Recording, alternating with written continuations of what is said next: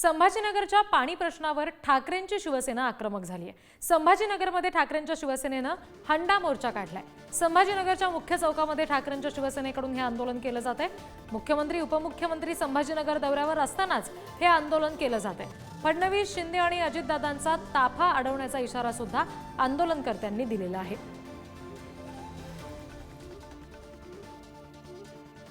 पाणी प्रश्नावर ठाकरेंची शिवसेना संपूर्ण राज्यभर आक्रमक भूमिका घेताना दिसतेय। संभाजीनगरमधली सध्या दृश्य आपण बघतोय। त्यांनी आंदोलन केलंय आणि मुख्यमंत्री उपमुख्यमंत्र्यांचा ताफा आम्ही अडवणार असा इशाराही दिलाय। आणखी तपशील घेऊया प्रतिनिधी सुमित पवार यांच्याकडून। सुमित, आंदोलकांचं आता नेमकं काय म्हणणं आहे? मुख्यमंत्री आणि उपमुख्यमंत्र्यांचा ताफा आम्ही अडवणार असंही ते म्हणतात। नक्कीच छत्रपती संभाजीनगर शहराच्या पाणी प्रश्नावर ठाकरेंची शिवसेना चांगलीच आक्रमक झाली असून महिनाभर आंदोलन करण्यात असल्याची घोषणा ठाकरे गटाच्या वतीने करण्यात आली आहे।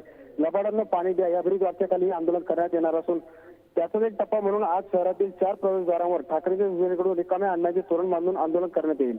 त्याचबरोबर शहराची विस्कळीत असलेली पाणी पुरवठा व्यवस्था सुरळीत करावी ही मागणी आंदोलनादरम्यान ठाकरे गटाकडून करण्यात येणार आहे।